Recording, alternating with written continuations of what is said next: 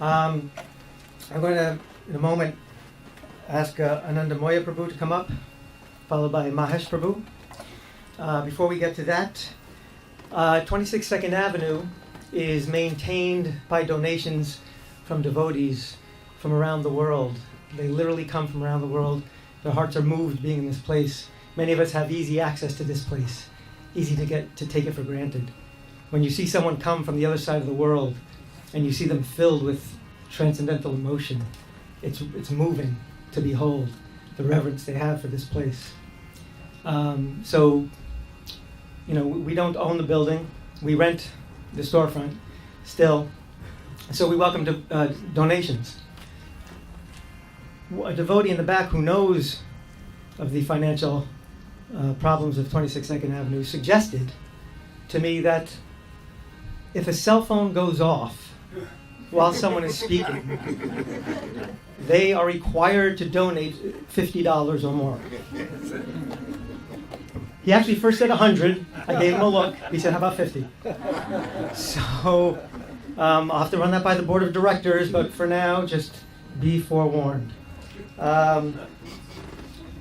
Okay, Anandamoya Prabhu was initiated in 1976 in Mexico. He preaches in South America and Central America. And in 1981, he came to the U.S. to do his best to spread Srila Prabhupada's mission. Anandamoya Prabhu.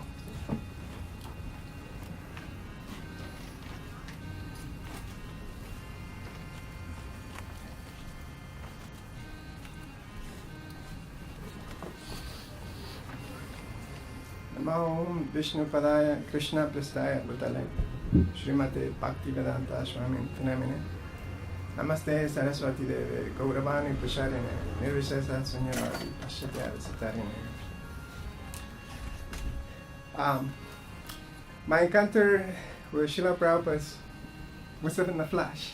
It's just one moment. And that was an exchange in Guru Puja where he just gave me a cookie. So that's unfortunately all my contact with Srila Prabhupada. But it was,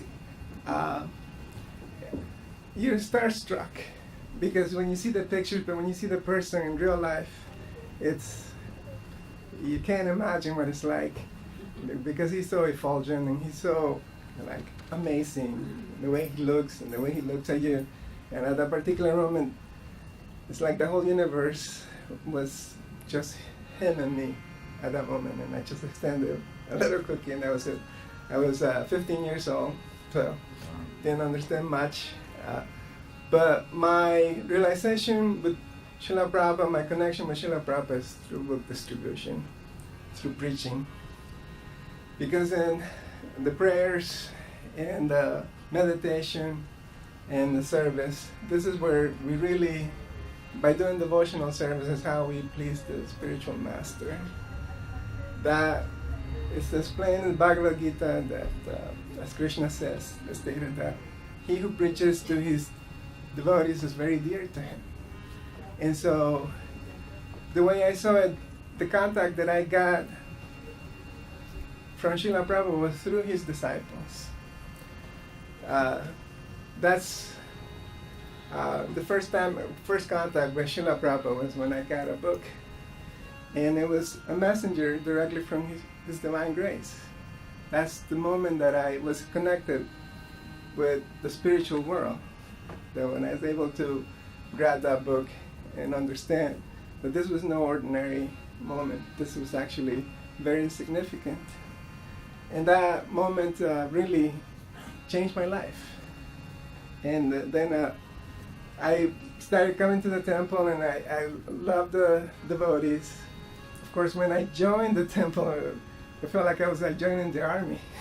It was nothing like it because, I enjoy going to Harinam with devotees, and that was the fun part. But when I joined, what they had me doing is watching big pots, working in the kitchen, scrubbing pots and taking care of the laundry for the devotees and cleaning out the bathroom. that was basically my. It wasn't because I wanted to go out and preach and chant and be, with a dhoti and tilak and nope, you gotta do your due. So this is how it was for me. So I endured 2 or 3 months of just doing that, scrubbing pots, washing dishes, and then finally the devotee said, okay, now you can go to Harinam, now you can go preach. And yeah, ecstatic. But it was, I love going on Harinams, especially at that time because this is 1976. And we're going to places where, remote places that were, back then, they never seen a devotee.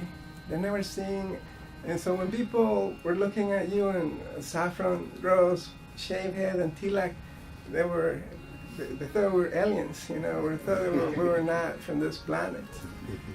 And so it was great because we would chant and dance and people would come and buy books and that was ecstasy, sell books. It was, whenever we did Harinam for the Christmas marathon, that was ecstatic, working 16 hours, just book distribution, and that really, how I felt connected with Srila Prabhupada.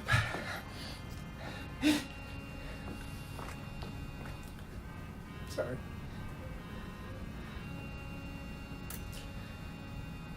Because you had to give the mercy. And I felt that. That's how I got the mercy. So, for many years I felt I was too selfish.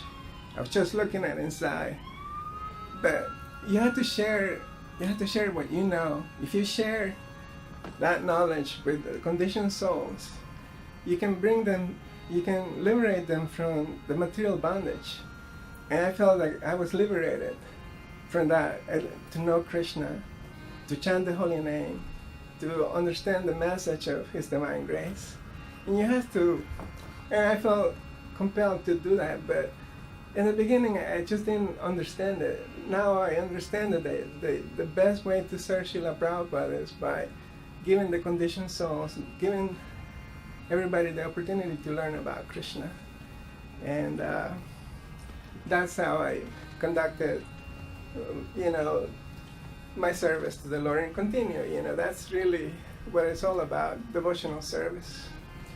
And He gave us His divine grace, went through tremendous sacrifice to do what He did for us.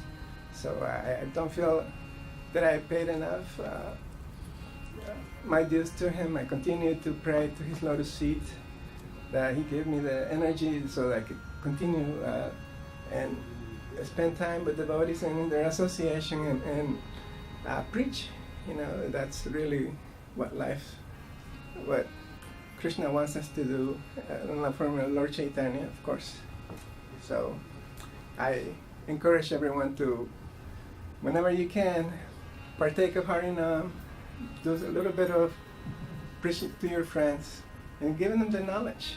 This is really what pleases Srila Prabhupada, and this day, special day that we're here to remember His holiness, His divine grace, rather. Is if we want to please Him, is He'd be pleased if we preach, if we do book distribution, if we chant the holy name and we share that with our friends and family. Thank you so much.